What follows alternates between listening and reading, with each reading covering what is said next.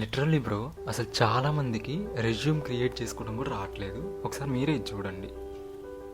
ఇది అసలుకి ఒక పేపర్ లాగా ఉంది. ఓకే, సో ఇది ఎవరిని తప్పట్టానికి కాదు. మీకు ఒక 2 minutesలో రెజ్యూమ్ ఎలా క్రియేట్ చేసుకోవాలో ఈజీగా ఎక్స్ప్లెయిన్ చేస్తా. సో ఫస్ట్ అయితే క్లౌడ్ ఓపెన్ చేసి నేను ఇక్కడ ఏదైతే ప్రాంప్ట్ పేస్ట్ చేస్తున్నానో ఎగ్జాక్ట్ మీరు కూడా అదే ప్రాంప్ట్ పేస్ట్ చేయండి. తర్వాత మిమ్మల్ని రెజ్యూమ్కి కావాల్సిన కొన్ని బేసిక్ డీటెయిల్స్ అయితే అడుగుతుంది.